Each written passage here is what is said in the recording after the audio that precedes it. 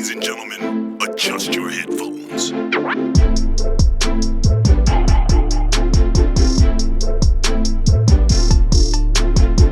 Come on in and shut the front door. You are welcome to the You Should Know Better podcast. The news from the antagonist shoes. Now we are back with the season finale, episode 8, of course, because we only have 8 episodes each season. And we are joined with another guest episode. We've got another one. I think you guys like these actually. So we're going to keep on doing. I've got Vittorio here. My good friend Vittorio. How are you doing? I'm doing good, man. I didn't realize I was the season finale. I've got so much pressure on my shoulders right now. We've been building up to this point. Yes. You're the main act for the end of this season. So I'm the headline act of you're the headline. You're the headline act. So that's how I know we're in store for a good episode today. You're laughing like it's not true. I don't know what Michael told you about me, but I'm not very good. He's seasoned. He told me, but I never believed Michael anyway, so don't worry about it. That's a good plan. I don't believe any NHS professionals. Thank you very much. No, me neither. You shouldn't. Me neither. Offer you skills instead of real drugs. Yeah, right. Never ever the case. But no, we're glad to have you on the show. Honestly, truly, for the last episode. And I'm going to give you a chance to obviously explain who you are, what you do, where you're from, what your serial number is, your blood type. No, I'm joking. Not all of that information, but just some of it. And then also drop your handles so where people can find you, and we'll run into your story. Sick. Well, I'm a comedian. I know Michael from gigging. I'm from Belfast. Mm-hmm. If anyone didn't quite spot the accent just yet, I'm from Belfast, living in London, doing comedy, got a podcast as well, just like every other comedian. It's a prerequisite now, isn't it? Listen, if you don't have a podcast, what are you doing? Yeah. Not even just comedians, anyone. Everyone has a podcast now. Yeah, no doubt. Everyone should have a podcast. I've got to jump off after this one. I got on my hamster after this. Can we wrap this up? The Ferris Wheel podcast. But the story is a time when I should have known better. Right. So for people that might not know, I used to be a classical musician. And I played in orchestras and stuff. Yeah, Michael didn't even know this. I knew you did the music teaching thing, but I didn't know what instrument you were messing with. No, so I was a classical percussionist. So up at the back of orchestras, you've got all the xylophones and timpanis and cymbals and drums and all that stuff, right? So that was me, and I've done quite cool gigs. I've done the proms at the Albert Hall, and I've been on tour and done big cathedrals and stuff, and it's all very cool. Oh, nice. Then percussion, I always say it's very easy to be okay at percussion. It's all it's easy to be all right. But it's difficult to nail it because you're so exposed, because it's quite noisy. And if you come in the wrong place, game over, everybody knows. Everybody can tell. Can they tell it's you? Because I'm sure there's only more than... you can tell it's you, because you're especially if you're doing the Clash cymbals and you bosh them together at the back of the concert hall at the wrong place. You've just got cymbals in the air, you're one of them little toy monkeys that's doing the things together at the wrong time. Yeah, they can VAR that as well. They can run that back. The referee can run that back on VAR. So we were in Paris with the Belfast Youth Orchestra. And we were in the Madeleine, which is an enormous cathedral in Paris. And I think it seats about 8,000 people. Oh, snap. Oh, wow. And it's so big and so cavernous that the delay in sound. So if you say something at the front of the hall, it takes 8 seconds for it to get to the back of the hall. How big is this? It's enormous. Oh my God. See, that's the thing. At our level of comedy, we're not used to that. We just say the joke, and if we don't hit instant laughter, we get worried. Where these things, you have to stand there and be you got to wait for the they lag. Didn't find it funny after that delay. Okay, they really didn't find it funny. So it's enormous. Biggest gig I've probably ever played. And obviously I was 14, 15 at the time. Right. and we're playing Shostakovich's Fifth Symphony, which is very like dramatic kind Who? of. Dmitri Shostakovich. Oh, yeah. He's Russian. Yeah. Although nowadays you wouldn't get away with it. Yeah, he wouldn't be doing his shows across Europe. they'd have him at Charles de Gaulle Although Airport. he was very anti-Russia. He was very he did this funny thing where, like, because he was basically working for the Soviets, but he didn't want to. But obviously he didn't want to just get chucked in a gulag. Mm-hmm. He would make all these like tunes that sounded really, really nice and like happy-go-lucky, but they were like weirdly sarcastic to be like, everything's fine, but it's actually not. Right. And it's cool music. I like it. But anyway, I was on the cymbals and the gong, and everyone knows what a gong is. It's like the loudest thing ever, right? Can't miss And it. I just, in the heat of the moment and all the stress of the whole thing, I just stopped counting where we were in the piece and just lost, like just zoned out. And then I was like, oh no, I have no idea where we are right now. I have no Damn. idea like how long until I play. What Couldn't you kind of remember from maybe another instruments next to but you? this is the like, I should have, and I know the music well, but just in that moment, I was just like, I had no experience of that, of like basically choking, and just like, so I just stood up, and my only solution was, well, if I'm just stood up holding the cymbals, then if I suddenly remember, then I'll just be able to play them straight away, and I'll be there. But I always think, as much as playing in the wrong place in an orchestra looks and sounds bad, if you stand up, pick up the cymbals, and then realize you've missed the bit where you're supposed to have played the cymbals, and then you just have to put the cymbals back down. I mean, it up and it just slowly goes back down. It's like, I mean, it's better than just stand up and then bang and then go and sitting back down. And, No, you'd rather right out of play place. because the audience are just there like, wait, did he do something? No, I think I'd rather just stand up, hold the thing close, so it wouldn't smash them, and then sit back down. so what? Did a warm up? No, just pretend one, innit? You can't. Or chest flies. What Just we did. because then it looks like you play something, but that way you haven't actually played anything, and then you can still get your after class biscuit. It was so bad. So I stand up and then just don't play, and then I sit back down, and like the kind of one of the older guys just patted me in the back and it's all right, I'll get the next one, and then I stand back up for the next one. And I just miss it again, and I just have to no, okay. And I was like, okay, right, cymbal part's done for now. The next bit's a big gong bit. So I was like, right, I'll pick up the beater. I'm like, I'm gonna nail this gong bit. And I just come in like 10 seconds too early. In the middle of this piece, I just go. Could you do a quick rendition of what was playing in the obviously I know you can't pretend to play all the instruments. Maybe you could just do a couple and then do your gong bit. I can't. That would help. So like. Actually, a better example that I can explain a bit better was I ruined the world premiere of an opera. Well, you must be on the blacklist for every single. No wonder you're doing comedy, boy. Yeah, he got removed. Yeah. His comedy was not a choice. Even at TFL, I know you can't busk here, my friend. We've seen your face before. We've seen your face before. Personally, get him out of here. That's that gong guy. he can't busk. Oh god! So in this opera, there's a bit where it's like the climactic moment in the story, and all the violins are like digga digga digga digga digga digga digga, and it's all building up. And then there's a little like digga digga digga digga digga digga, yeah, and everybody comes in and it's like the bit, right? Yeah, and it's world like premiere, and you're sitting there and you're like, oh my god, here we go. And on the there's a big cymbal crash, and I was like, and it was just me hitting it with a stick this time.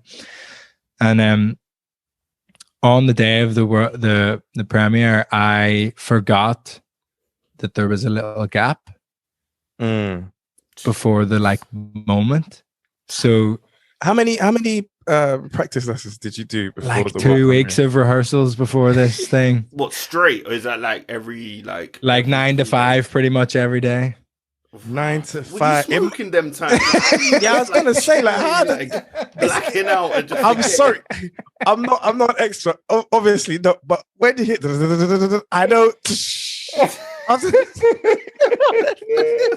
But it literally went. Digga, digga, digga, digga, digga, digga, digga, psh, yeah, da, da, da, da, da, da, da. And it sounded like I walked up to the conductor and the composer in the bar afterwards, and I was just like, I'm really, really sorry about that. Or you mean the people that do all of this thing? Yeah, and the guy who wrote the thing, and it was his piece being performed for the first time ever. And I walked up and I was like, man, I'm so sorry. And it was like, yeah, it was just sounded a bit more like a clown car was about to go onto the stage. The climactic moment of my opera that I did. But Oh my god! so I just bought them a drink and it was okay. But Do you think your avid orchestra girl would? I'm sure they haven't heard the piece, right? But would they have gone, hang on, that sounded a bit weird? Obviously, you can tell, and everyone else, the guy who's playing the triangle, and that they can all tell. But could the avid, in the other one, in the orchestra youth orchestra one, yeah, people would have known. Okay, but what about this one? And how old are you? Well, it was the first time anyone had ever performed. I was 19, 20 maybe in this one. All right, so that's fine. And That's no one's all right. heard it before. So I think, no one would have I'm heard just it. the OG. That's the way everything else is a remix after that. Yeah, exactly. What the guy should have done was say, listen, we'll play it like that forever and ever. So that way We'll get away with it, guys. Just smile and wave. it was never a mistake. What mistake are you talking about? Yeah, it's the original. That's it. If you're listening out there, whatever your name is, I'm going to Salvatore for this. Remix the thing. It's an English guy. Oh, all right. Phil Platt. Sounds like a left back. Phil Platt, if you're listening, you and Nigel Winterburn sort it out. Man said Nigel Wood. Man said Phil Platt. Amy's gonna come to you, right? You say Phil Platt. Oh no, that's hilarious. So that's my should have known better moment. Damn. No, cause me, Junior is funny. Junior and I used to do some we went on some school music trips where we performed, but it was still pants. So, but obviously nothing like I was gonna say, but I didn't want to sound like I was stereotyping. That was it. Yeah, that was still pants. No, I enjoyed it. It was funny though, because we were in Milan. I remember we played like an open performance, and all these like clearly aristocratic old Italians came. So I don't know what they were expecting. I don't know. Expecting this. They're expecting like Andre Rieu. They expected that guy from Coco Bear or something. I don't know. He's had like death threats and stuff. Why? Because like people find him so annoying, and that's why they have to like humanize him in the new ads. Like he's not in costume and stuff, because he was like, people were like, I'm gonna wait, not Italian people, what, the purists? Like, no, just English people like, if I see your face on my TV again, I'm gonna murder you. You just car insurance, bro. What's wrong with people? I'm surprised they haven't gone for the meerkats next. They have. They're not putting them on ads at the minute because of Russia. No, I saw they were singing and dancing like a couple of days ago on my one. I don't know. Nah, that's 2 days ago. Things move fast. They were singing and dancing on my one, selling 2-for-1 cinema tickets. No, you're not watching the recording, bro. TV was 2014. I did not know that. I did not know that. I didn't know you know this country, when coronavirus came, no one drank Corona beer. You know these people and their loose associations. Yeah, but the guys. No, I'm talking about the Gokumbeg guy. He's got nothing to do with anything. Yeah, but people got he's just annoying, and people were furious about it. He's from Wales. But yeah. Anyway. We were doing still pans, and yeah, they kind of enjoyed it, but they were clearly not expecting. Yeah, no, what they heard. We were fantastic though. That's all I can say. We were playing under the sea, you know. Yeah, we were amazing.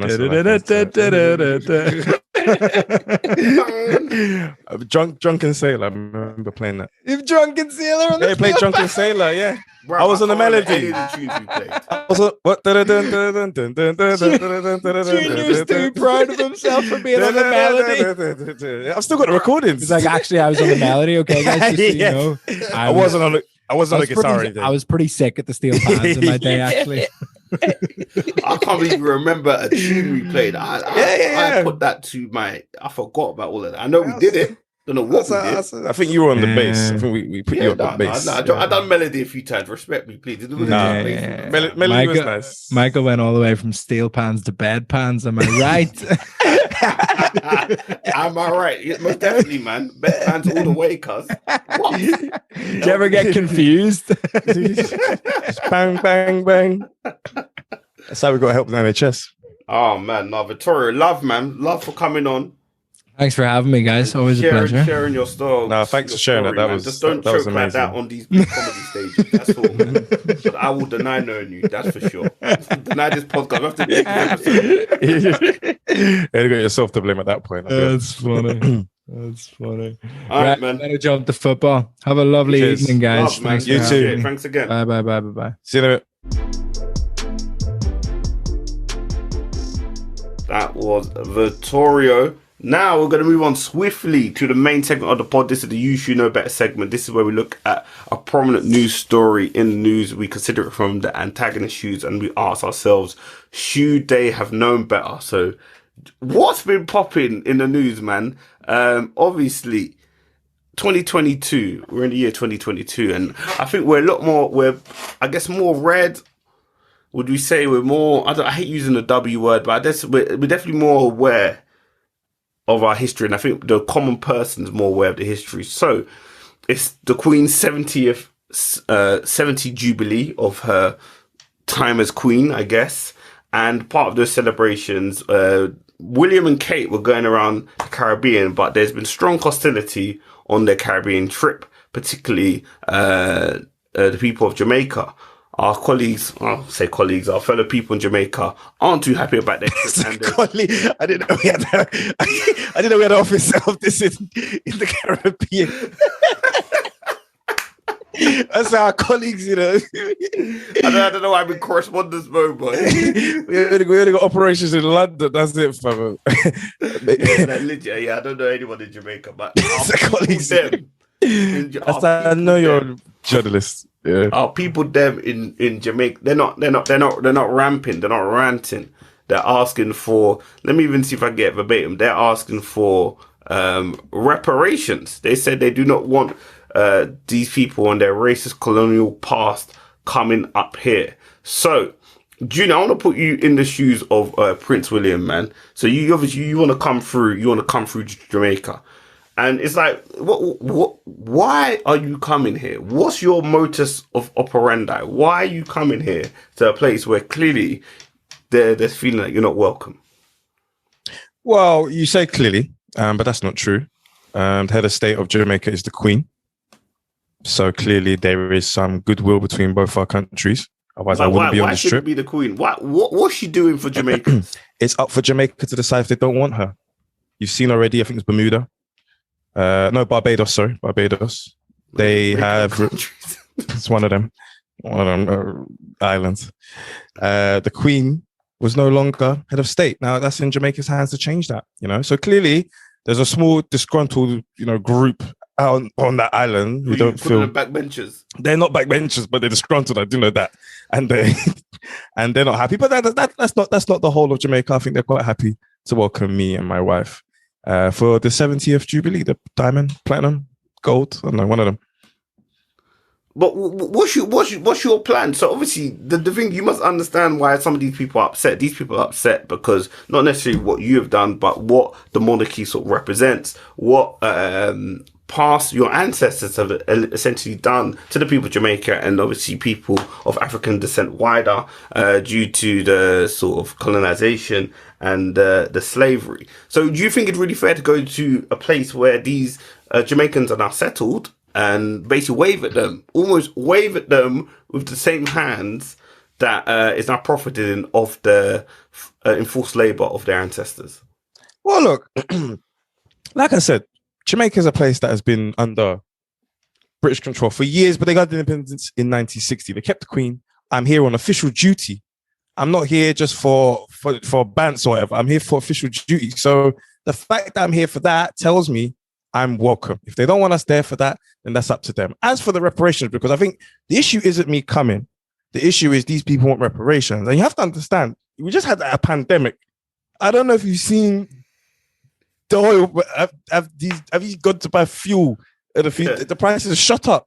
We're fighting a war in Ukraine on the sidelines, and you want us to pay reparations. I think that's where the Jamaican people are a little bit insensitive for this whole situation. They need to take a step back and understand that we can offer other solutions instead of reparations. Okay, and I think that's fair enough. So if they're open to listen to our offers, then we'll be quite happy to share some of those offers. Okay.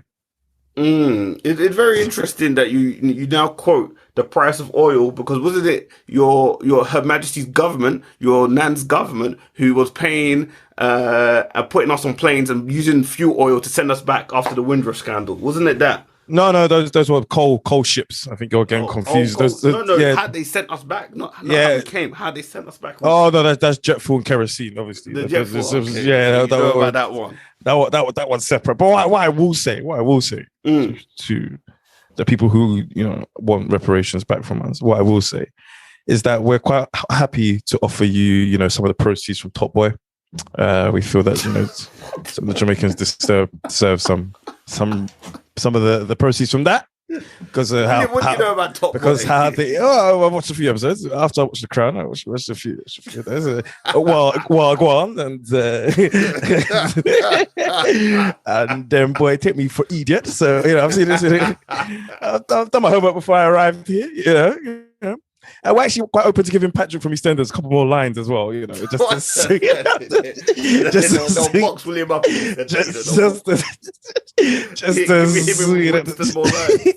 Yeah, what's this? He's still on that. A guy with an R9 haircut, brother. No, he can't still be on it. So World Cup 2002, fam, when man defeated Oliver Kahn, Willie Winston had it from early, cuz. Still got that trim? No, he can't be on it. I have to check. If he's still on these tenders, then he will also get more lines. I swear to God. He's definitely getting more lines, I swear. Oh, Winston. And just to sweeten up the deal, we'll also make, Patois the official language of Brixton and surrounding areas. So that way we would have I wear Clarks as well, so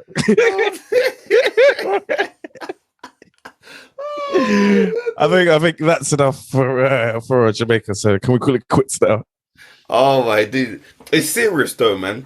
It's serious. I don't know. I don't know why there's been a cultural shift in people's sort of attitudes towards these things. I don't, not that anyone was happy before, but there's definitely, I thought, a more outspoken nature about the feelings towards colonization and things like that nowadays.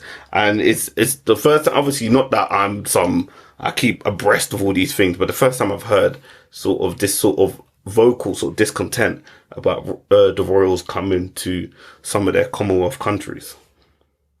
Yeah, I mean, it obviously kicked off with Barbados when they were open to removing the Queen as head of state. I mean, it's largely ceremonial.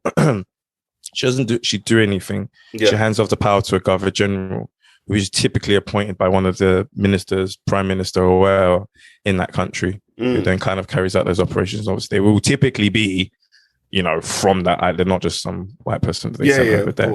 So that's what happens. I think you're seeing this second wave because you've had the first wave of colonialism where it was literally okay, we're independent. You've had that now.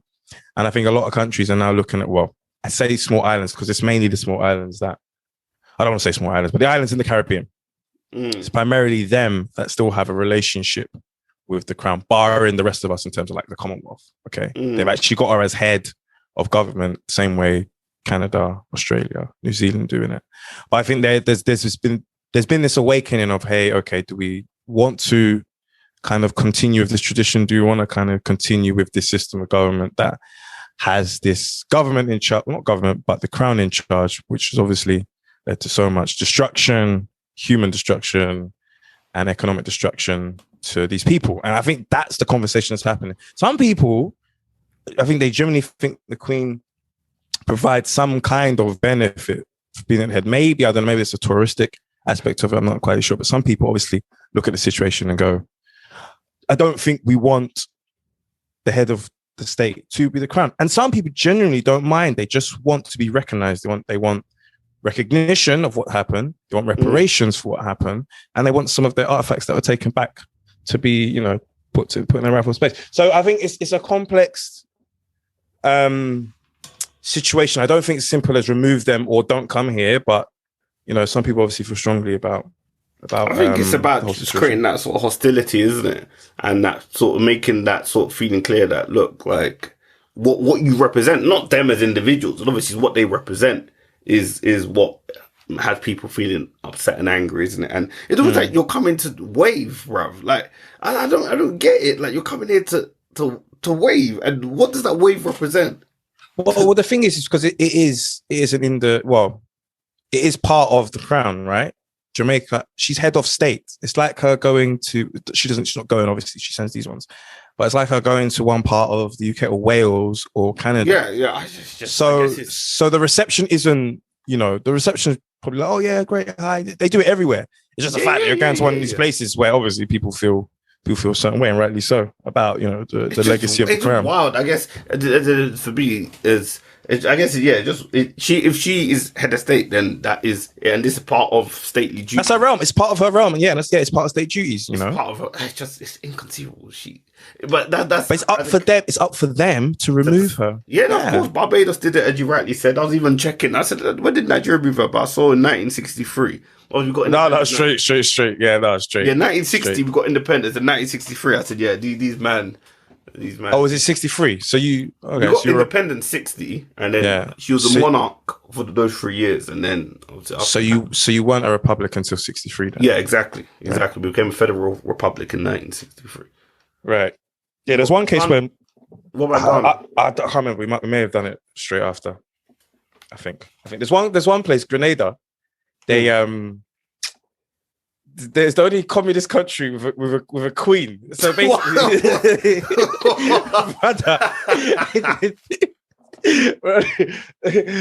listen to this. Listen to this.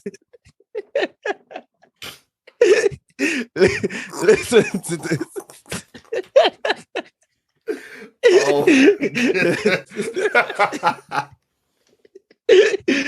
to this. So they had like a normal government. And then there was like this coup in it. So the communists took over, right? And then at the time, Grenada was still like, I wouldn't say it was a colony, but it still had the queen as head of state, yeah? But the communists were like, nah, let's not get rid of her, because if we do, then it delegitimizes our government. And two, we don't want to look unstable. We still want people to come here and fight. So all the communists around the world are like, fam, what are you doing? Like I don't know if people understand, but one of the core tenets of communism is no capitalism, no monarchs, and no money. But so they were like, what are you doing? They're like, no, hold on.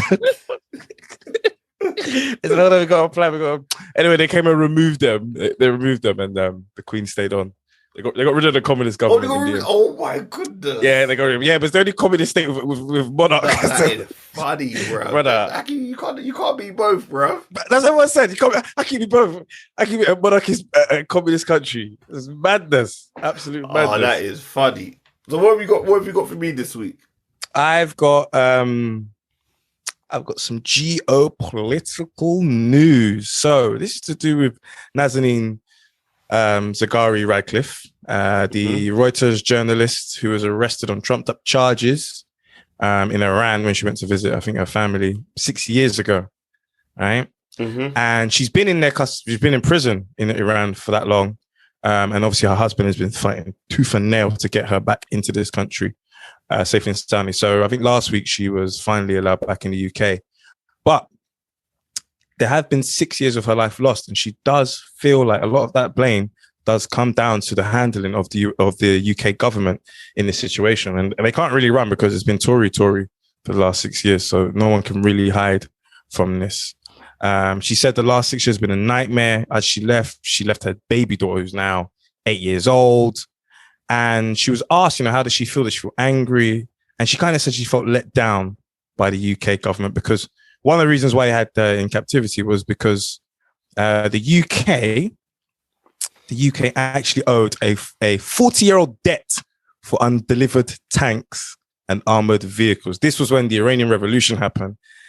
And then the UK and the Iranians became enemies overnight. And UK said, listen, we're not sending them to you now because we're not friends with you.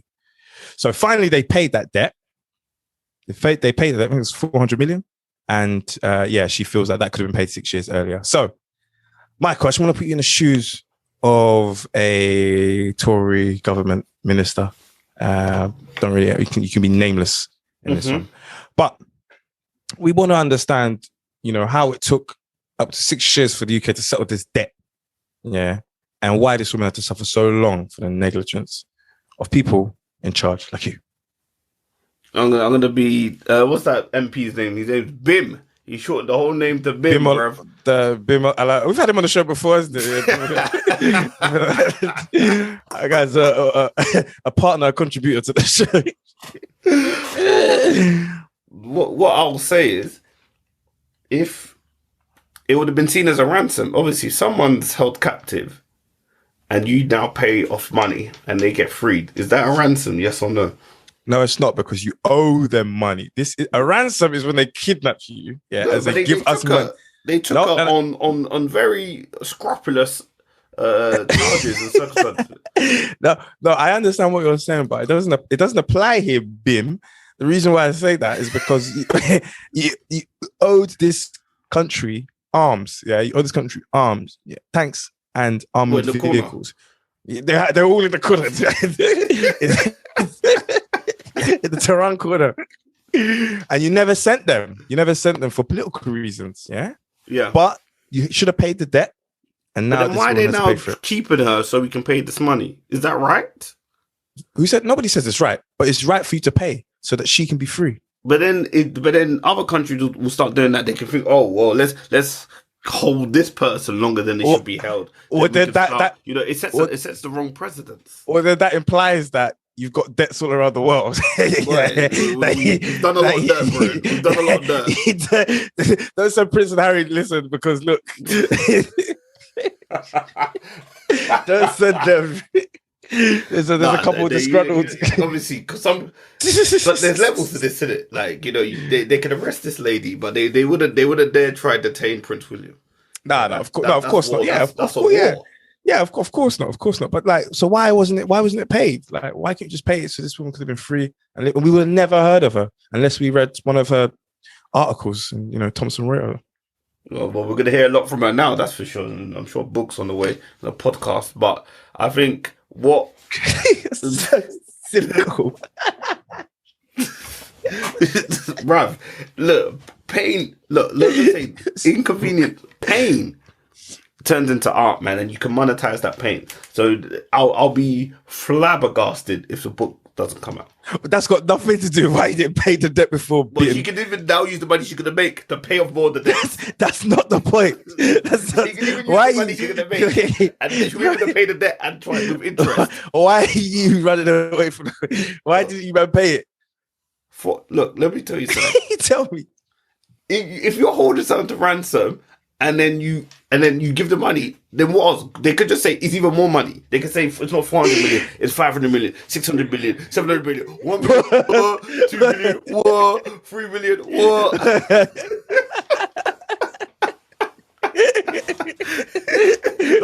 we call it Stockholm version.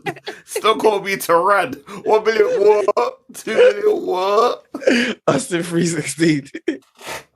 That's absolute rubbish, because the price was fixed. Okay, surely they adjust it for inflation and everything, but there's a set amount. The 400 million you were meant to pay, you didn't pay. Why didn't you pay it? This is the last time I'm asking you. Why? Coming out of recession. Or 6 years ago. That recession. Boy. I said 6 years ago, got a recession. Boy, the recession was tight, man.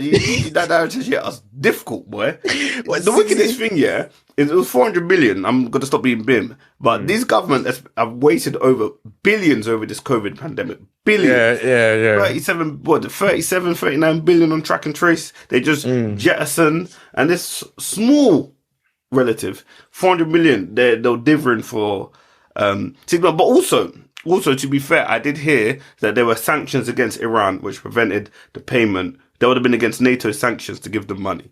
No. They could have facilitated the payment. There's ways they could have facilitated them. There's How can you say we're sanctioning the country, but we're going to give them 400 million within the sanctions? There's financial instruments that they can leverage to get that done. Oh, so they could have made even more dodgy.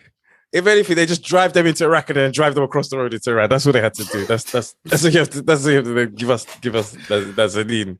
No. They did on the road. They messed up for it. Look, man. They fucked up, innit? Simple. No, it's bad because especially the fact that I think they got on trumped up charges and then Boris, remember, he was like, what did he say? He's a spy. He said something like that. So it's now even worse. And then you become prime minister and you're still differing about the money. Do you know what I mean? There's no way. I don't know what he can say to her to make her feel any better. But of course, she's going to feel the core of this. Of course, 6 years. And as you say, man, like there's one thing being in prison. Some of the comments, sometimes I can't retweet. Some people be like, well, she looks awfully well for being in an Iranian prison. It's like, what is that? This woman was tortured. I wouldn't say torture. I don't know the full fact, but she suffered. She suffered. So I don't know what these people are on about. Look, man, I didn't want to do prison in the UK, fam, let alone... Trust me, I don't know what it's like. There, someone will come and put mastic under your genitals, fam. Nah, I'm not interested. I'm not a fan. I'm not a fan. So, that's what them countries there, boy. Look, when it comes to border control... But they failed her. They really failed her, and she's gonna be very let down. And if she goes on a spree of telling her story and she makes money off it, so be it. Go make your coin.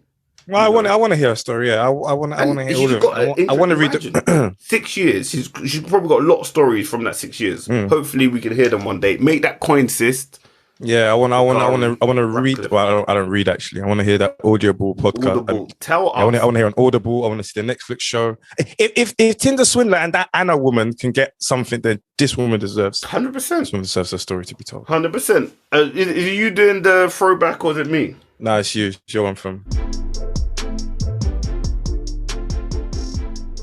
All right, so we're going to move swiftly onto the throwback segment. This is where we look at something prominent that happened this week in yesteryear. And this is, obviously, I'm going to shout out all the feminists out there. I am one also, so shout me out. It just goes to show, man, that the fight for equality lives on, man. In 1973, that was the first year, the 26th of March, that women could be admitted onto the London Stock Exchange trading floor. So that's 49 years ago that women could get involved and trade stocks. And and I just think about it, wow, 49 years is not a long time. It's not in the lifetime 49 years is not a long time. It's in the lifetime of most people's parents. Exactly. And this was the time where they can't trade stocks, do finances. That's mad. What was the year again? What was the 1973. Year again? 1973, mad, because only, maybe like 7 years after, what's her face? Thatcher came to government or something around then. Yeah, 1981 she came into government. So she had the highest office in the land. But a few years later, she couldn't trade stocks. The whole queen, but women couldn't trade stocks. Oh, I thought we cut out, but we didn't. That's another episode. You should know better. Have a great week and don't do anything that's gonna make us say you should know better. Take care and love and peace. We'll catch you in 4 weeks' time. Jeez, see you on the other side in a bit.